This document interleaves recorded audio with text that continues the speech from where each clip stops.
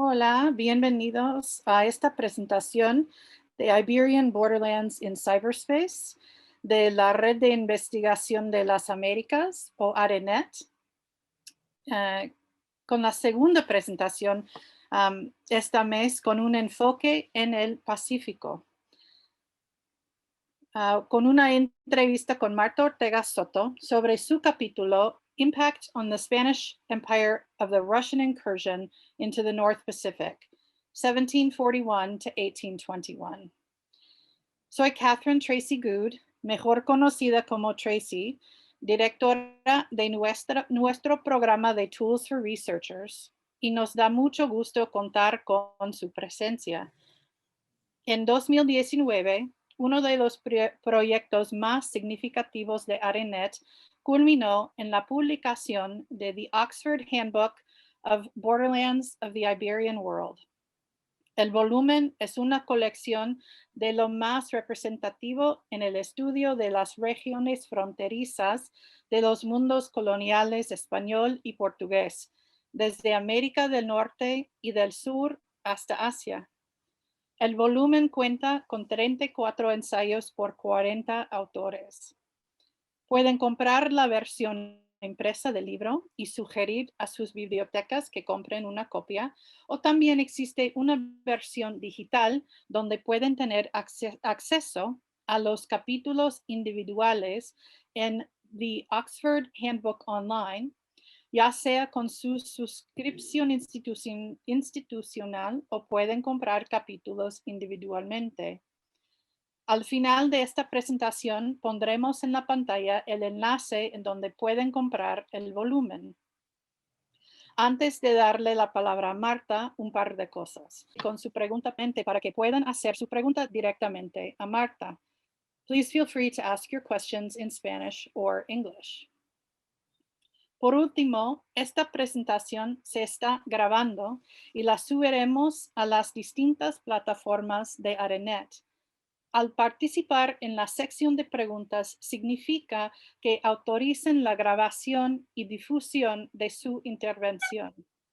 Si prefieren no ser grabados, nos escriban su pregunta en la sección del chat y yo con mucho gusto la puedo leer. Ahora les voy a presentar a Dr. Ortega. Marta Ortega Soto tiene un doctorado en Historia de la Universidad Autónoma Metropolitana, la UAM, Iztapalapa, en la Ciudad de México, y ha sido profesora investigadora en la misma desde 1989. Investiga la colonización del noroeste de América y las fronteras del imperio español y ruso en esta región. Desde el año 2000 ha realizado investigaciones sobre la historia de la ciencia y la tecnología y participó en la organización del archivo personal de Manuel Sandoval Vallarta, ubicado en la campus de la UAM Iztapalapa. Su investigación está orientada en la historia mundial durante largos periodos de tiempo y en extensas regiones. Sus libros y artículos publicados cubren la colonización española y rusa en el noroeste de América y la historia de la física, como en su libro Alta California, en una frontera olvidada del noroeste de México, 1769 a 1846, y los artículos Manuel Castañares y su informe sobre Alta California, 1844 hasta 45, en el libro Registrar y Imaginar la Nación, y las negociaciones internacionales sobre el empleo de la energía nuclear y sus repercusiones en México, 1956 a 1975, la intervención de Manuel Sandoval Vallarta en el libro Los inicios de la física nuclear y el Fondo Manuel Sandoval Vallarta. En esta ocasión, nos da mucho gusto contar con la presencia de Marta Ortega. Hola Marta, empecemos con la entrevista. Con mucho gusto. Mi primera pregunta es como una pregunta general sobre tu capítulo.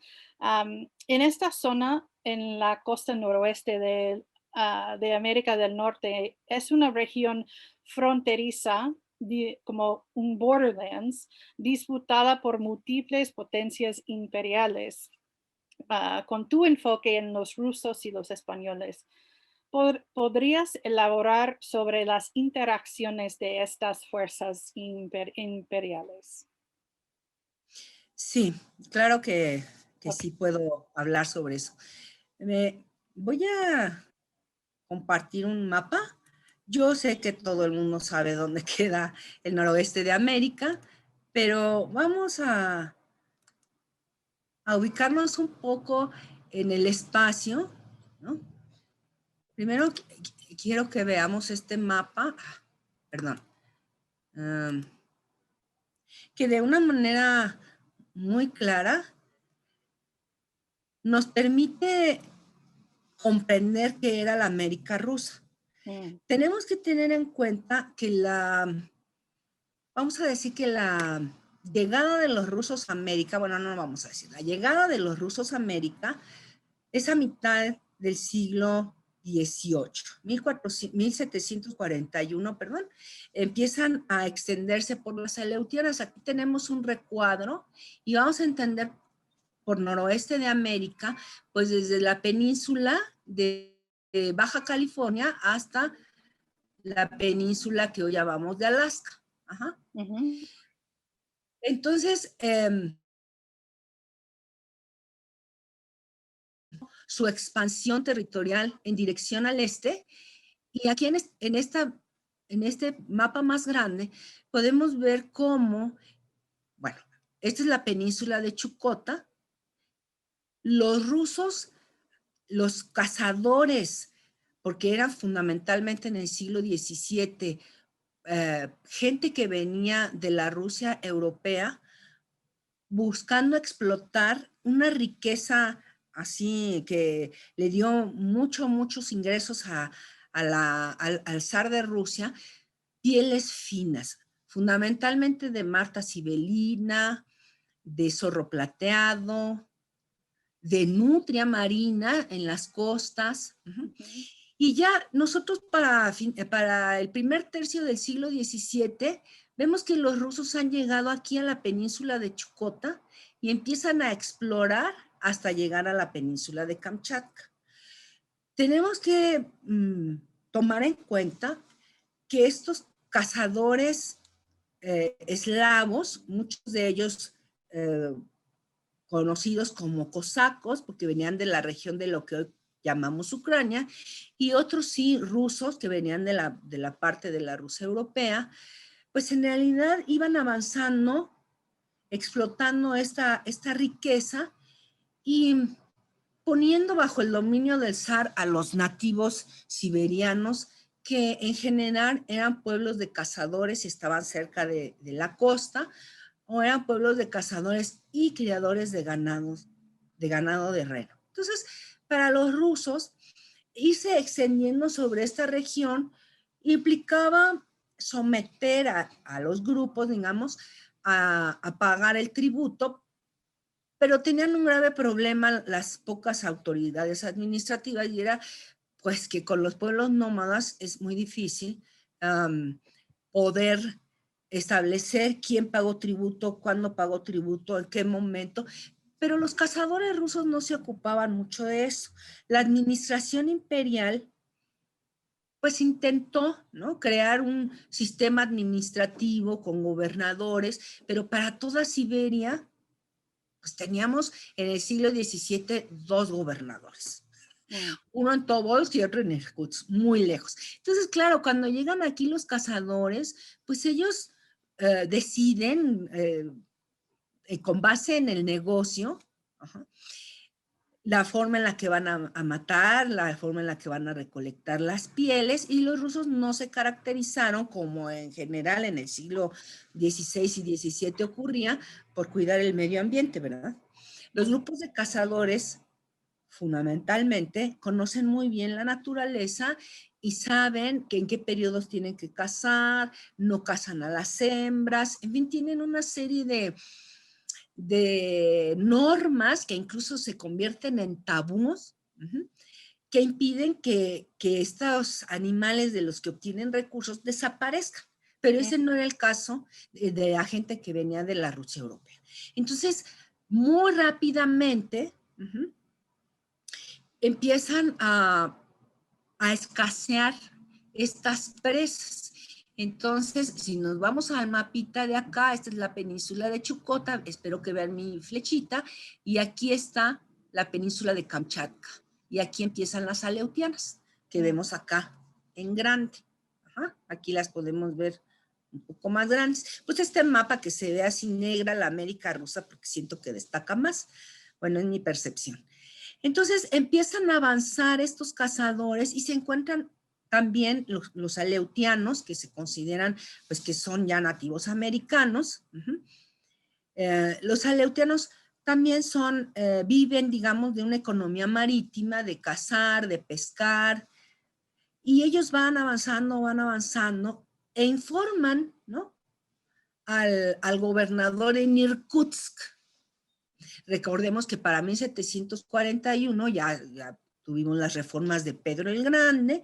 Entonces Pedro I dividió todo ese enorme territorio de Siberia que ya tenían más o menos mapeado en 3 gubernaturas, y la que le toca en Irkutsk. Entonces empiezan a avanzar, ¿no?, con la misma dinámica que estos cazadores habían tenido en toda Siberia.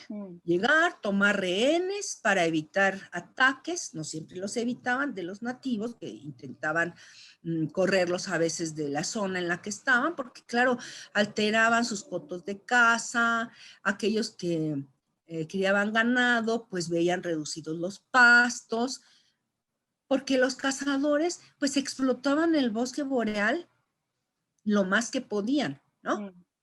Ellos no eran cultivadores y en realidad la agricultura en Siberia empezó a extenderse pues, a principios del siglo XVII y muy paulatinamente, de manera que la parte oriental de Siberia, pues los rusos no practicaban la agricultura, vivían y se adaptaban mucho a como vivían los propios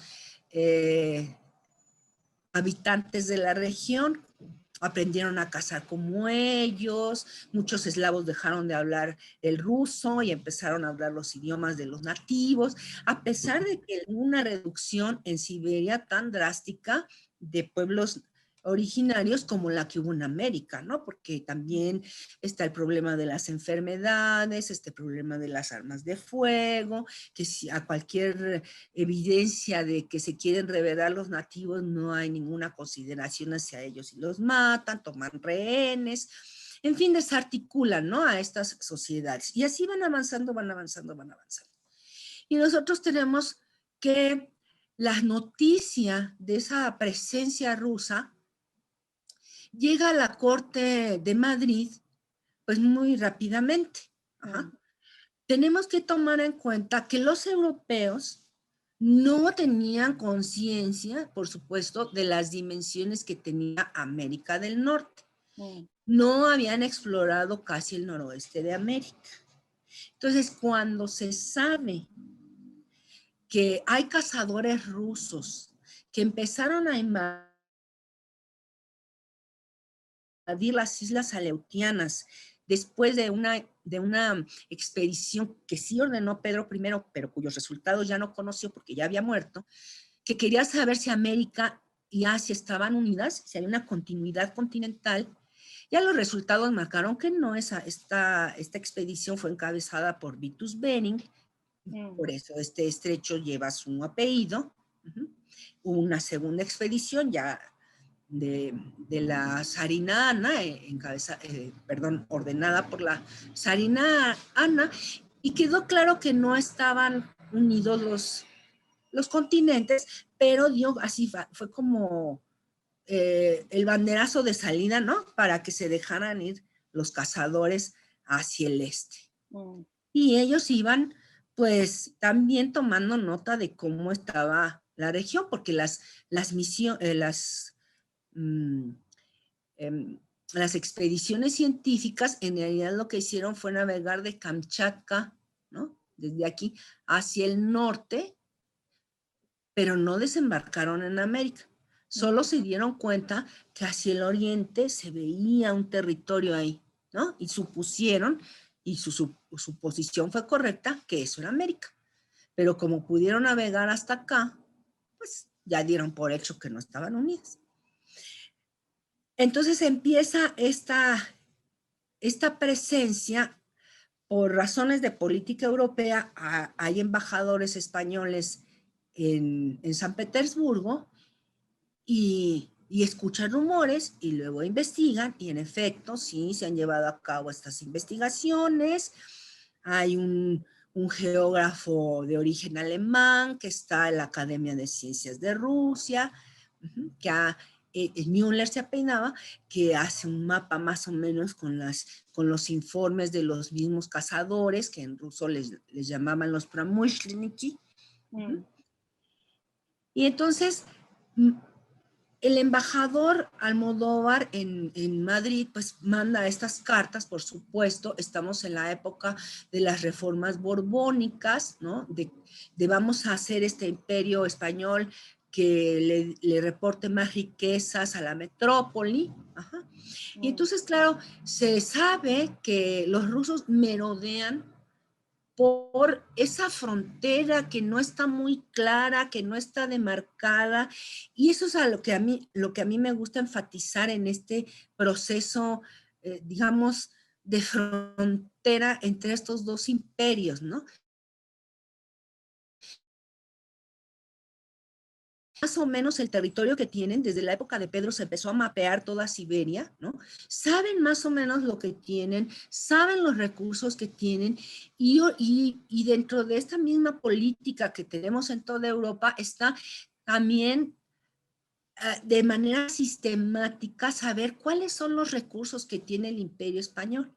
Pero lo que no pueden fijar con precisión en el siglo XVIII es dónde está nuestra frontera. ¿Por qué? Porque nadie negocia una frontera con pueblos que no son sedentarios. Los rusos habían negociado una frontera con el Imperio Chino, por ejemplo, ¿no? En 1647, el Tratado de Nerchinsk, bueno, porque era un imperio, entonces ahí sí, a ver, vamos a ver hasta dónde puedes tú llegar, hasta dónde puedo yo llegar. Pero ¿a quién se le va a ocurrir en una sociedad europea en el que se considera que una tierra está efectivamente ocupada cuando los pueblos practican la agricultura, negociar unos límites de un imperio? O sea, nadie.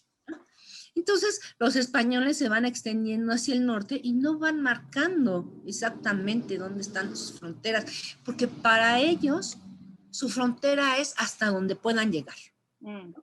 Y es exactamente esa la idea que tienen los rusos. Nuestra frontera es hasta donde podamos llegar y podamos mantener un control. Regresamos entonces a a la segunda mitad del siglo XVIII, en el que llegan estos informes a Madrid y nadie sabe con certeza qué tan cerca o qué tan lejos están los rusos de la gobernación de Sonora y Sinaloa. Nadie lo sabe. O de las Californias, ¿no? No saben. Y el temor español es, a ver, en el Pacífico ya no es un mare nostrum. O sea, ya no es nada más, ya no es exclusivo de nosotros. Ya no somos los únicos que lo surcamos. Ya hay otros poderes navales, otros poderes que están disputándonos las rutas transpacíficas. Pero como no tenemos idea de cómo es el norte del Pacífico tampoco, no solo no sabemos cómo es el noroeste de América, tampoco tenemos claro cómo es el norte del Pacífico. Bueno, hay que defender nuestra frontera. Esa frontera que no está marcada, que no tiene mojoneras, pero hay que defenderla. Y entonces en ese marco de las reformas borbónicas se retoma un proyecto que ya había existido en el siglo XVII de colonizar Alta California, que más o menos se tenía una idea de los mapas. Voy a dejar de compartir para que nos demos una idea más clara. Bueno, voy a compartir otro mapa más bien de cómo la distancia que hay entre uno y otro. Válgame Dios. Muy bien. Ya. Y esto me parece tan interesante de como la idea que, yo creo que es parte de cómo entendemos la idea de borderlands, de regiones fronterizas también, que la idea de, que hay una línea muy bien definida es muy diferente en esa entonces, ¿no? Entonces, y hablas en el artículo sobre esa idea de fronteras abiertas, open borders. Y, y dices en el artículo que de dejar abiertas las fronteras, dar cabida a la expansión y reducción del territorio. Um, y yo creo que este es muy importante y muy interesante para entender cómo cambian las áreas fronterizas. Y la percepción de las mismas. Mm. Eso me gustaría que, bueno, voy a compartir este mapa que tiene una mejor, ay, bueno. Muy bien. Este es el mapa elaborado por muchos de los científicos de origen alemán que estaban en la Academia de Ciencias. Porque los rusos, claro que tenían una buena formación, pero no sabían elaborar unos mapas tan precisos como los geógrafos alemanes. Y bueno, sabemos que en las academias rusas se reclutaba gente alemana. Bueno, entonces este mapa está hecho así como con más detalle. Bueno, precisamente yo hablo de estas fronteras abiertas en las que tanto, bueno, más bien las capitales de los imperios, el rey de España o el zar ruso, dice, todo lo que está hacia el oriente, por ejemplo, el zar ruso, todo lo que está al oriente, toda Siberia es mía y lo que le sigue. Ajá. Pablo I dice, y lo que le sigue, que sabemos que es América. Y como no encontramos a nadie, entre comillas, estos pueblos de cazadores, recolectores que son conceptualizados como nada, como nadie, como que esas tierras no son de nadie y se pueden ocupar libremente, entonces hasta donde lleguen mis cazadores, hasta ahí es mío. Y los que hay ahí, no les tengo que pedir permiso, pues porque en realidad no saben ocupar la tierra. Pero eso sí, ¿qué tal? Les impongo que me paguen un tributo, como es en los imperios, ¿no? Y conforme vayan avanzando, o sea, no los vamos a detener.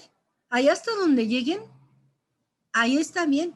No hay, como dicen los estudiosos, ningún proyecto por parte del gobierno del zar de hasta dónde vamos a llegar. Lo único es, lleguen hasta donde sea, siempre y cuando no me metan en conflicto con ningún estado europeo. Si ustedes no encuentran ingleses, si ustedes no encuentran españoles, adelante, hasta donde llegue. Y es un poco, bueno, y es también la forma en la que el Imperio Español se expande, al menos en el norte de la Nueva España, ¿no? Hasta donde lleguen y puedan someter a los pueblos. Y ya en el siglo XVIII, si encuentran ingleses, en el siglo XVII, perdón, y ya en el siglo XVIII, si encuentran rusos, bueno, ahí se paran. Porque entonces ya estamos hablando de estados constituidos, civilizados, porque son cultivadores, porque ocupan la tierra, porque son cristianos, porque tienen un gobierno claramente constituido igual al nuestro, con quienes podemos negociar. Y ahí entonces discutiremos si marcamos una frontera o no. Y desde mi percepción, ahí es donde las fronteras se cierran para estos imperios, ¿no? Que se construyen sobre la expansión territorial, al menos todavía en el siglo XVIII. Una Entonces, pregunta, los cazadores rusos son como privados, como o tienen que pedir permiso al gobierno para al gobierno ruso no, para, son privados. ok, pero hay restricciones en sus um, No, en sus no, movimientos. no. Los pramышленники son emprendedores, los podríamos traducir así, emprendedores que ponen su propio capital, bueno, o sus propios recursos, no necesariamente tienen que tener capital. Muchos de ellos son financiados por comerciantes, que eso sí tienen capital, que les dan el dinero para que puedan financiar. Aquí les voy a compartir. Sí, ¿estoy compartiendo o no? Sí, ahorita no, pero sí antes, sí. Aquí, Perfectamente. aquí se ve. No, ahorita no. Entonces me voy a salir y voy a volver a empezar. No, a veces me falla, perdón. No, no, Sé que tengo que no te decir, preocupes. vamos a compartir aquí. Aquí tenemos emprendedores rusos. Yo aquí lo puse en Muy bien. español, no en la palabra como se dice en ruso. Entonces, pramышленники se refiere a estas personas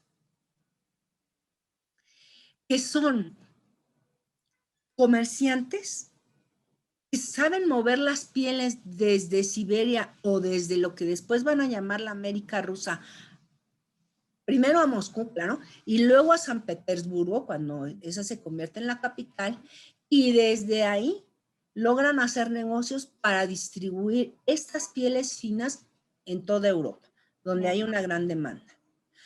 O mueven esas pieles y las llevan a Nershinsk, ahí es donde es el lugar de comercio con los chinos, porque las pieles finas también tienen un mercado muy importante en el mercado chino. Por eso algunos estudiosos hablan de las pieles, de estas pieles de estos animales como el oro blando, ¿no?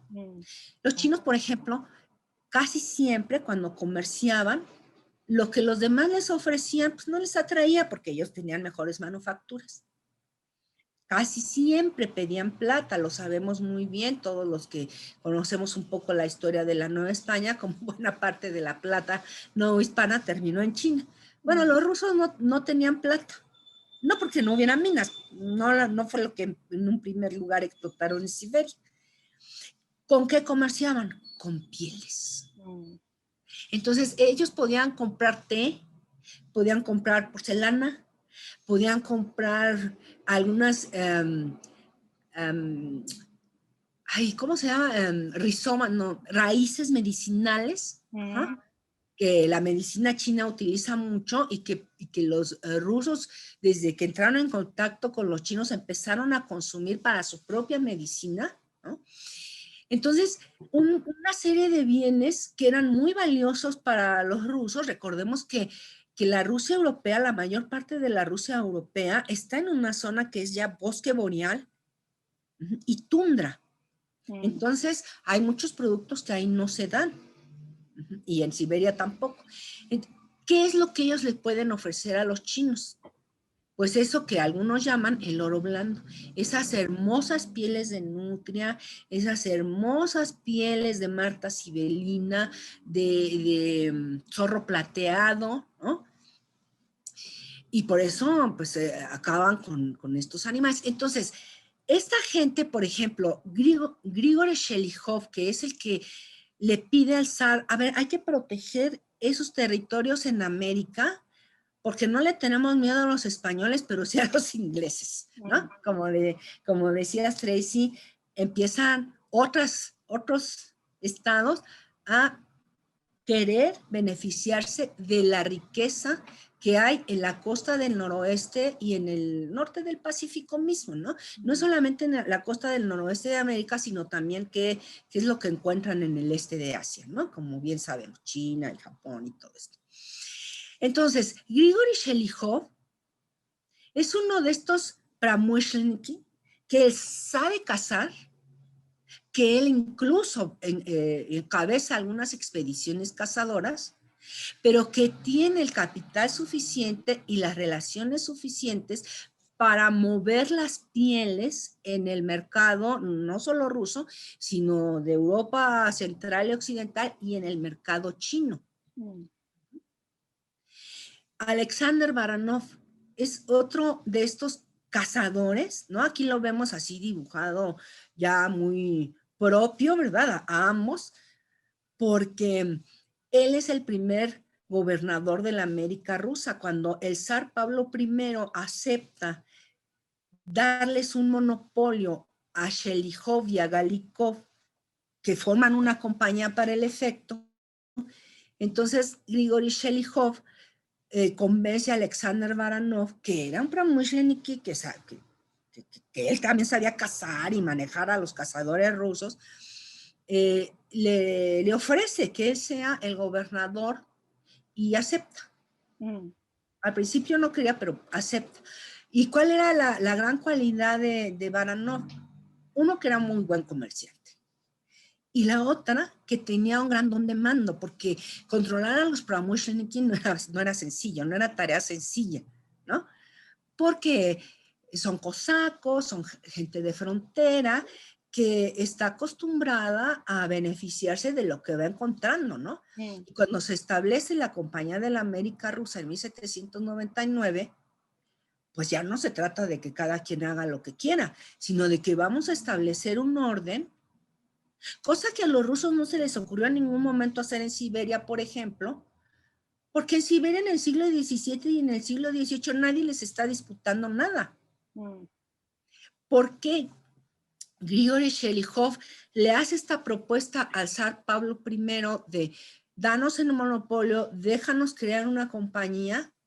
Sus principales argumentos son, si el Estado no nos ayuda a proteger estos territorios que hemos ganado, van a incursionar los ingleses, que tienen mejores barcos que nosotros, y también vamos a tener a los españoles, porque ya hicieron sus expediciones, ya saben en dónde estamos, y ya están reclamando que estos territorios son suyos.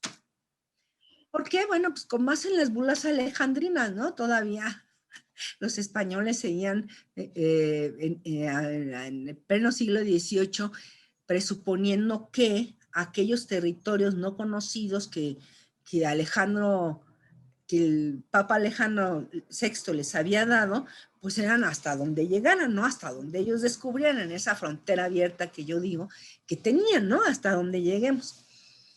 Y entonces los españoles justamente empiezan a mandar cartas al zar, bueno, cartas diplomáticas, por supuesto, diciendo, a ver, ¿qué pasó? ¿Por qué están en nuestras tierras? Y el zar, y bueno, los consejeros del zar, más bien, porque él nada más firmaba, ¿cuáles tierras? A ver, si tú no las descubriste. Y ahí sí es muy interesante cómo el gobierno ruso recurre al principio de descubrimiento, ¿no? Que ellos dicen, a ver, esta parte de América nosotros la descubrimos, no Colón. Este es un descubrimiento de nuestros pramushleniki. Por derecho de descubrimiento, tú, rey de España, no tienes ninguna jurisdicción sobre esta tierra, que no es el argumento que pueden utilizar los ingleses, por ejemplo, ¿no? Este es muy interesante porque la idea que los rusos y los españoles como em, sus proyectos de imperialización son diferentes, pero vean como esa idea que dice hasta pueden llegar es territorio nuestro, ¿no? Y la idea, pero enfrentan en un momento, ¿no? En esa idea de quién descubrió un territorio o en cuando sí, y también con los ingleses, ¿no? Que hay como momentos cuando se acercan, ¿no? Cuando acercan a otros imperios. Y quiero ver si puedes hablar un poco de la fundación del puerto de Santa Cruz de Nootka, porque en tu artículo a mí me parece que es como emblemático, ¿no? De estos incursiones y relaciones entre los imperios europeos.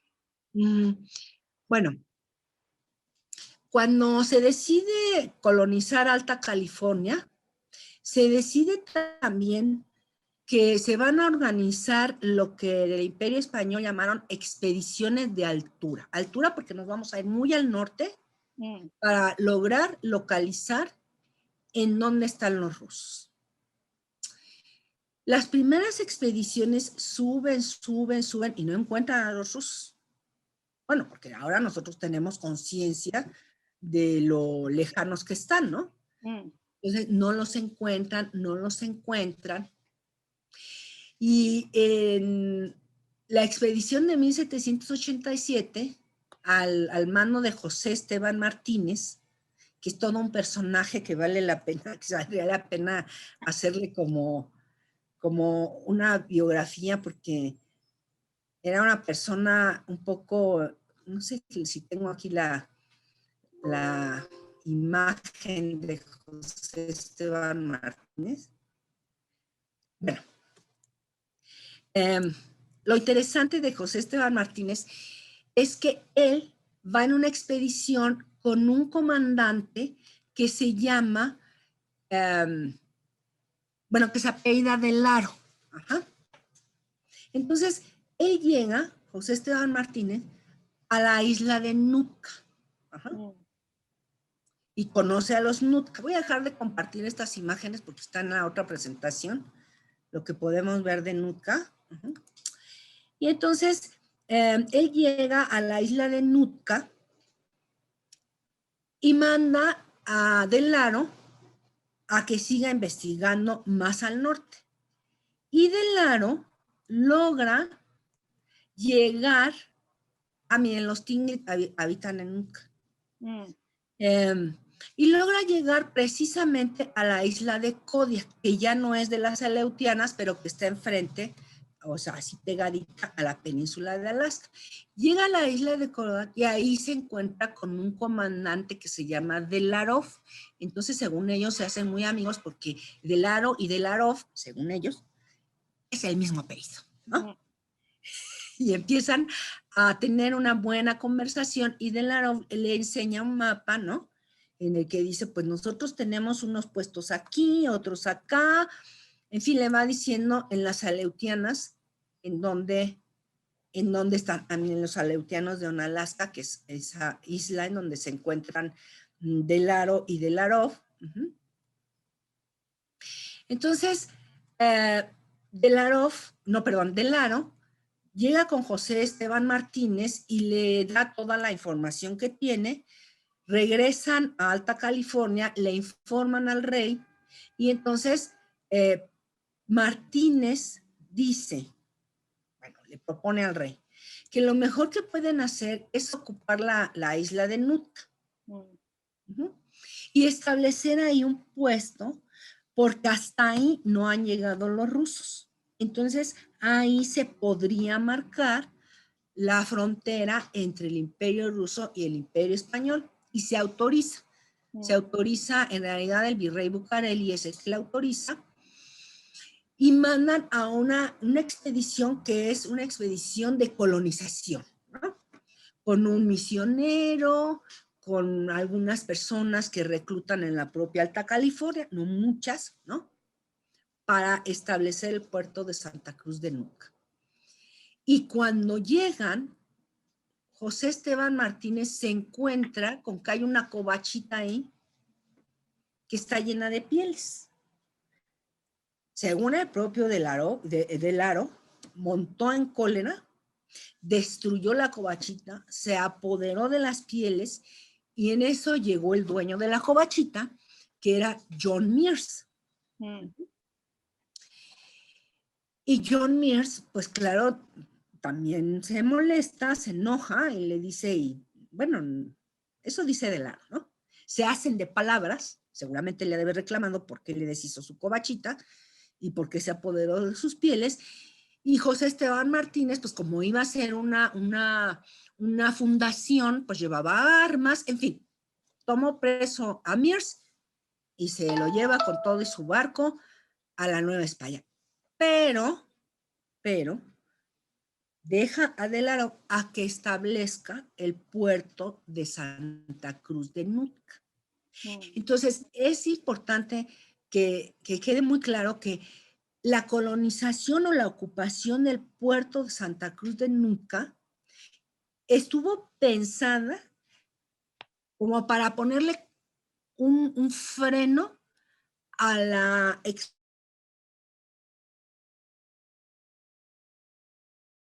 y terminó convirtiéndose en un problema diplomático entre el Imperio Español y el Imperio Británico, porque quienes quienes reclamaron haber destruido la covacha, haber tomado las pieles, haberse llevado preso a Mears, fue, claro, por supuesto, el Imperio Británico. En las negociaciones que se hacen entre el Imperio Británico y el Imperio Español, es importante llamar la atención sobre el hecho de que los negociadores británicos no pueden de ninguna manera señalar, ¿no?, que ellos descubrieron Nuca o descubrieron el noroeste, porque eso no pasó, ¿no? Ellos lo que dicen es, nosotros llegamos a una isla que no estaba ocupada. Vuelvo a insistir, los nativos no cuentan, ¿no? O sea, que ahí vivieran, eso no importaba. Aunque esos nativos sí eran semisedentarios, o sea, sí tenían aldeas de invierno, ¿no? Y en el verano, pues ya se dispersaban. Pero el argumento británico es, Mears, nuestro comerciante que salió de la India, ¿no?, cruzando el Pacífico rumbo al este también, llegó a una isla deshabitada. Y tenía todo el derecho de ocupar una isla deshabitada. Porque recordemos que para los negociadores británicos, si no hay una ocupación de los imperios, así que se puede decir aquí hay un poblado, aquí hay otro poblado, pues la tierra está deshabitada y ellos se pueden apoderar de esa tierra. Entonces, ahí no están aduciendo, yo la descubrí, sino yo llegué a un lugar que no estaba habitado. Este conflicto de Nootka dio por resultado el Tratado del Escorial, que le puso límite a la expansión española. Porque al final de cuentas se dirimió que la isla de Nootka, o más bien que el puesto que tenía Mears, era legítimamente británico. Y que los británicos podían extenderse en esa tierra de nadie, vuelvo a insistir, no cuentan los nativos, en esa tierra de nadie, porque no es ni de los rusos ni de los españoles, entonces ahora ya va a ser suya. Y el Tratado del Escorial entonces marca una frontera límite para el Imperio Español, que de rebote también marca una frontera para el Imperio Ruso, aunque nadie pone mojoneras en ese momento. Cuando se hace la entrega del puerto de Santa Cruz de Nootka a los británicos, se hace pues porque Mirza había llegado primero y había puesto su covacha primero, ¿no? Entonces había que resarcirle todo. Y en el tratado quedó acordado que los españoles tenían que abandonar el puerto de Santa Cruz de Nootka. Ahora, los propios consejeros del rey, Francisco de Zeta, por ejemplo, que es el que va con George Vancouver para hacer esa entrega, y otros más, le han escrito al virrey Bucareli y el virrey al propio rey que el puerto de Santa Cruz de Nootka no es rentable. Es un lujo, digamos, para la corona española mantenerlo, porque ahí no se puede cultivar. Todo lo tienen que llevar desde Alta California hacia Santa Cruz de Nootka. Sí, había problemas de comunicación entre el puerto de San Blas en lo que es Nayarit y Alta California, pues los problemas de comunicación entre el puerto de San Francisco en Alta California y Santa Cruz de Nootka pues eran todavía mayores. Ya recordemos que el Imperio Español ya no tiene una flota tan maravillosa como la había tenido antes de la derrota de la Armada Invencible. En realidad, su expansión al noroeste de América, o sea, Alta California y luego hacia el norte, pues ya se hace con unos barcos que no pueden competir con los barcos británicos. Y también los rusos tenían muy claro que ellos no podían competir, que los barquitos que tenían en el puerto de Ojotsk no podían competir con los británicos, porque lo mejor de la flota rusa pues está en el Báltico, ¿no? No está ni en el este de Asia y mucho menos en la América rusa. Tiene ahí unos barquitos que incluso construyen ahí para el comercio en el norte del Pacífico, para pasar de Ojotsk a la América rusa, pero no son en realidad barcos que puedan transformarse en barcos de guerra. ¿no? Y ese es más o menos el problema que también está teniendo ya el Imperio Español, al menos con los barcos que tienen en el noroeste de América. Sí. Entonces no pueden competir. Pero estamos ya en 1790, ¿no? Aproximadamente, y no podemos dejar de pensar de una manera un poco más global, ¿no? En que España también tiene que ceder porque ha sido arrastrada a la guerra europea por el pacto de familia.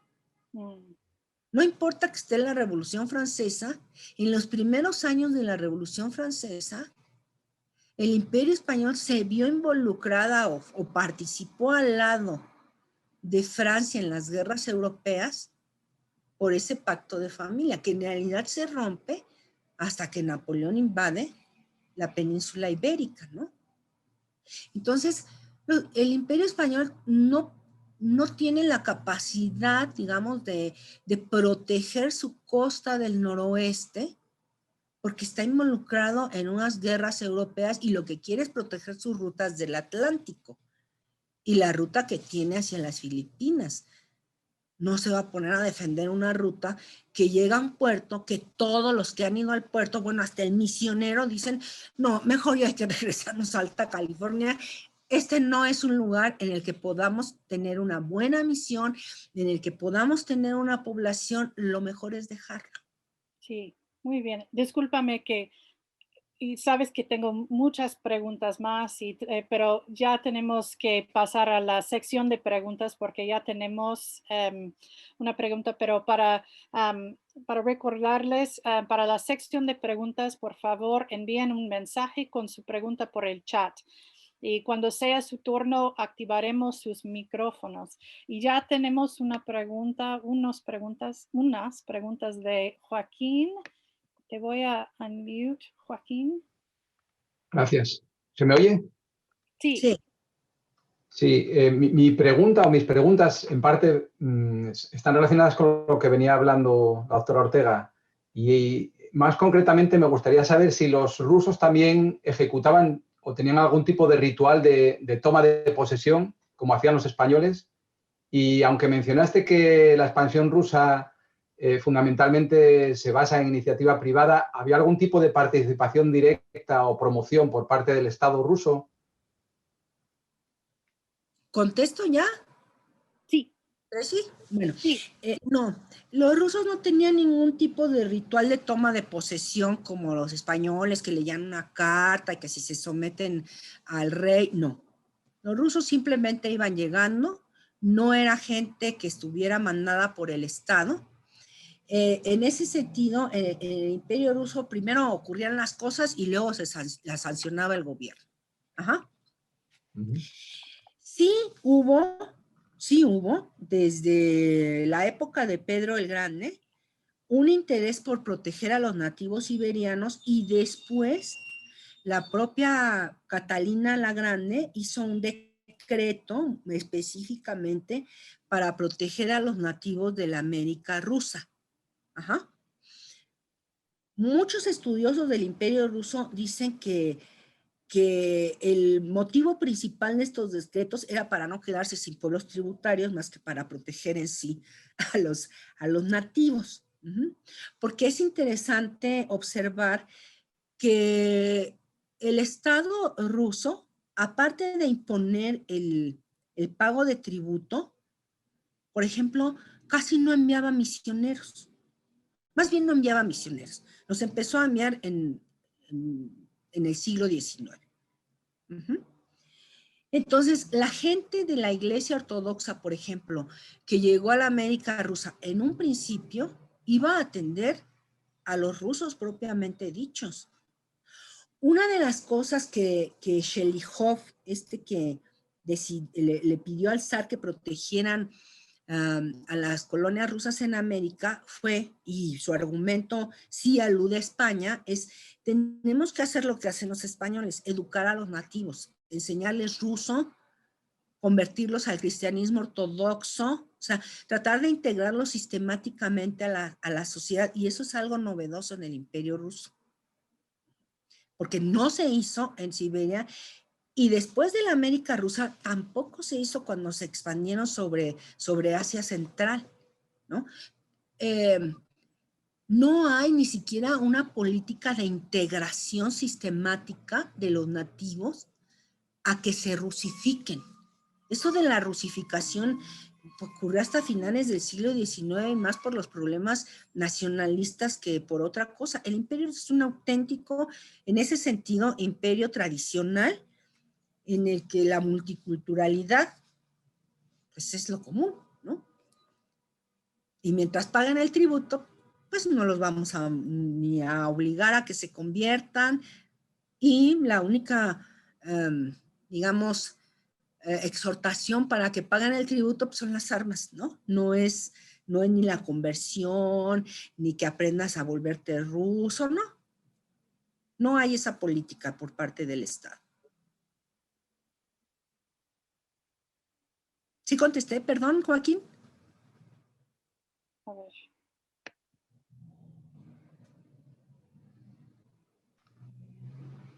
ver. Es que estaba en mute, perdón. Sí, gracias. La otra pregunta, si puedo, porque me tengo que ir ya a la una, Sí, claro. es, ¿había algún tipo de conocimiento mutuo, digamos, de lo que habían explorado los otros? O sea, los españoles tuvieron todas estas expediciones a finales del 18. ¿Qué sabían los rusos de eso realmente? Y viceversa, ¿qué sabían los españoles de los rusos en cuanto al conocimiento geográfico, por ejemplo, de las costas, etcétera? Los españoles yo creo que sabían más de las expediciones rusas que los rusos de las españolas. ¿Por qué? Porque los embajadores en Moscú fueron muy diligentes y, por ejemplo, consiguieron una copia del mapa de Müller. Ajá. Y algunos reportes de las expediciones que los propios Pramyshleniki hacían sus diarios y los enviaban al zar. sobre todo, pues porque querían demostrar que ellos estaban pagando su tributo, ¿no? En cambio, los rusos no, pues no tenían diarios de navegación españoles porque ellos no navegaron por el centro del Pacífico ni por el sur del Pacífico, que era lo que habían explorado los españoles, ¿no? Entonces, no, en realidad los rusos no tenían un gran conocimiento de lo que habían explorado los españoles, excepto lo que salía en las cartas ya pues, que circulaban por toda Europa.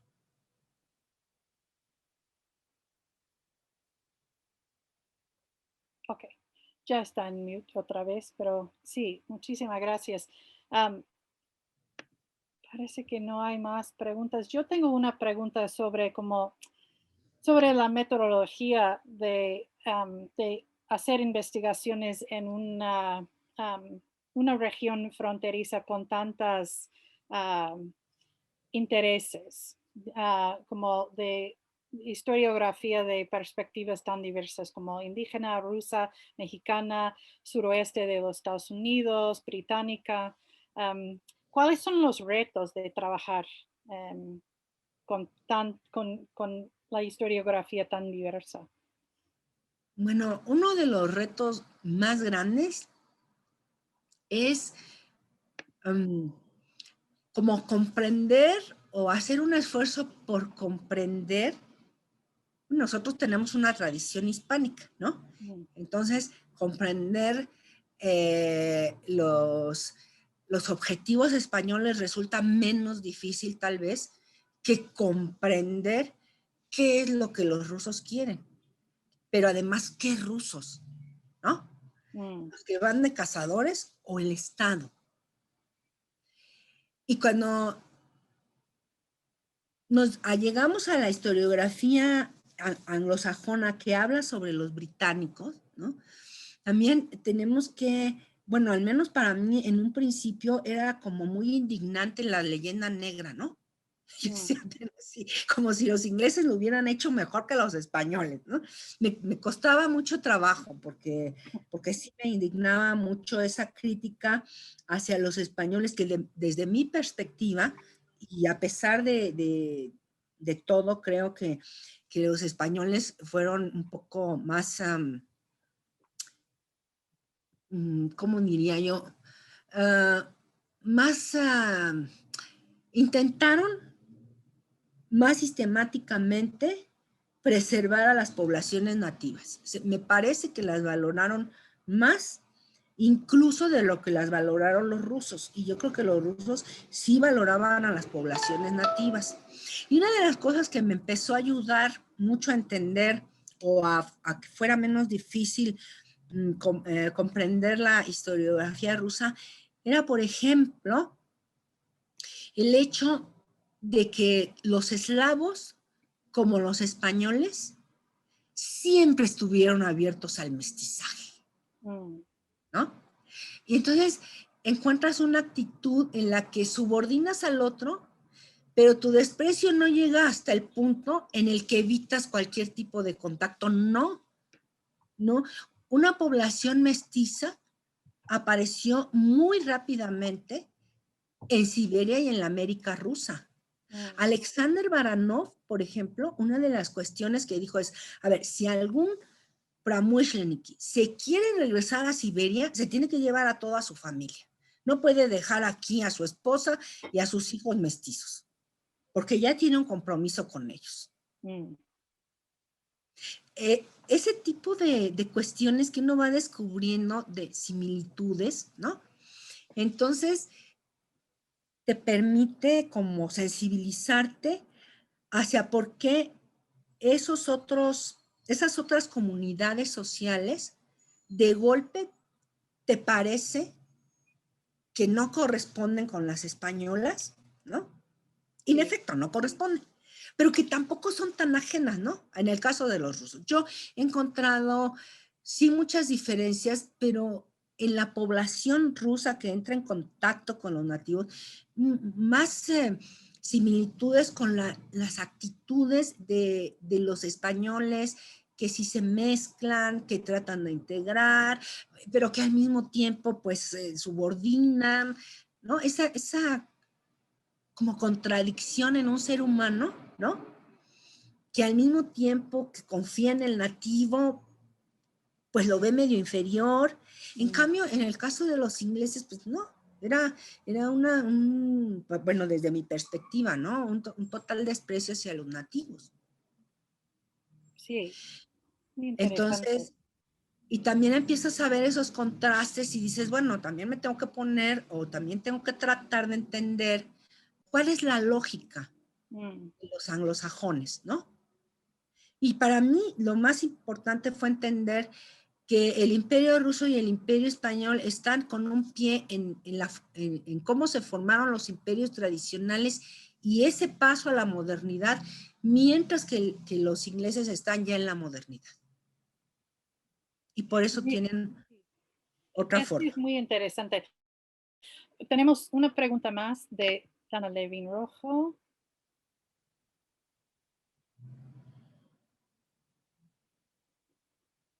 A ver. ¿Estás ahí, Dana? Sí, perdón, es que no podía unmute. No. Bueno, es una pregunta que tiene cierta relación con lo que preguntaste tú, Tracy, pero más incluso orientada hacia la cosa puramente metodológica que hacia, digamos, el contenido y esos problemas o retos de sentido. Y es los idiomas, ¿en qué idiomas o cuántos idiomas están las fuentes primarias que tú tienes que utilizar para hacer una investigación de esta naturaleza y con qué grado, por ejemplo, de dominio, porque yo me imagino que tú tienes que haber leído un montón de fuentes en ruso, ¿no? ¿Qué grado? Sí, porque imagino que otras igual puedes acceder a traducciones cuando las hay y etcétera, pero ¿qué grado de expertise en el ruso necesitas tú para hacer una investigación de esta naturaleza? Bueno, Dana, pues el grado de expertise es tener paciencia al leer.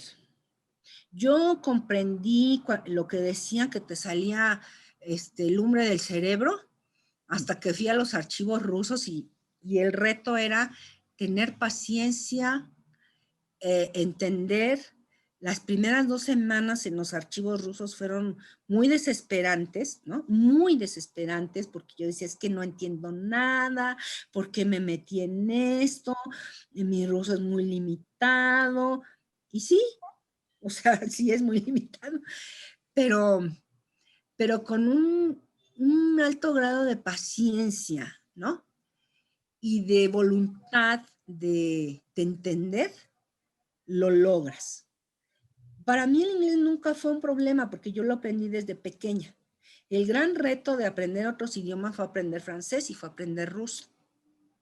Y de todas maneras, cuando estaba en Inglaterra, también en la British Library, me acuerdo que un investigador que me estaba oyendo ahí pedir un libro que por cierto estaba en ruso, me dice la chica de la biblioteca, lo tenemos en ruso, pero también lo tenemos en alemán. ¿En qué idioma quieres que te hagamos el microfilm? Y yo le dije, pues en ruso, porque yo alemán no sé. Y entonces un investigador que en aquel tiempo me parecía ya viejito, pero que debe haber tenido la edad que yo tengo ahora, me dijo, ¿cómo es posible que sepas ruso y no sepas alemán? Tienes que ponerte a estudiar alemán. Y yo decía, ay, sí, tengo que, pero no, nunca he podido ponerme a estudiar alemán porque es todavía más difícil que el ruso.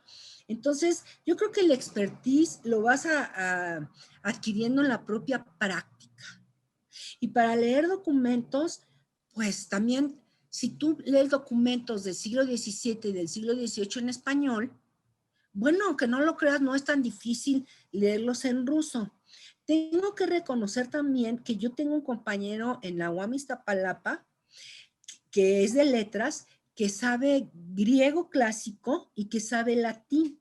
Y que algunas letras que yo no comprendía, no sabía qué sonido darles, él me ayudó a encontrarles el sonido, o sea, cómo suenan en griego para que yo supiera cómo tendrían que haber sonado en ruso. Ajá. Ujú.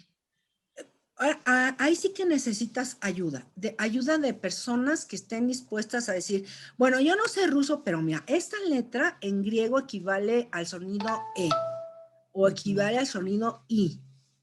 Y ya sabiendo que en ruso hay varias formas de representar la I, es una I corta, una I larga, entonces ya más o menos vas aprendiendo y pues sí, recibes tus cursos y luego tienes que ser muy autodidacta y tienes que buscar a la gente indicada que te puede ayudar a saber cosas que no te enseñan en ningún curso de ruso contemporáneo, ¿no?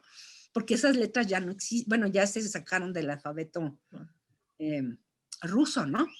Pero si uno tiene ganas de aprender, yo creo que se puede. Gracias. Bueno, me da mucha pena de cerrar la presentación porque hay más preguntas y más cosas interesantes para hablar. Voy a compartir la pantalla para que puedan ver la información sobre el volumen. Yo creo que vale la pena leer el artículo de Marta porque para mí, como historiadora del norte de México, del norte de Nueva España, su artículo ampliar nuestros perspectivos de borderlands y de regiones fronterizas en una manera muy importante. Pero ya tenemos que irnos y quiero decir mil gracias a Marta Ortega para una entrevista muy interesante. A Greta de León, directora de Arenet y co-host de esta serie, quien está trabajando detrás de escena, y todos ustedes por acompañarnos hoy. Estén atentos a las siguientes presentaciones de Iberian Borderlands in Cyberspace en febrero y síganos en nuestras redes sociales por más información. Hasta entonces. Tracy, solamente quiero decir yo por mi parte, muchas gracias a todas ustedes, muchas gracias a Cynthia Radin y muchas gracias a Dana Levin por haberme invitado a participar en este volumen, que ha sido una experiencia muy hermosa. Gracias a todas ustedes. Muchísimas gracias a ti. Bye.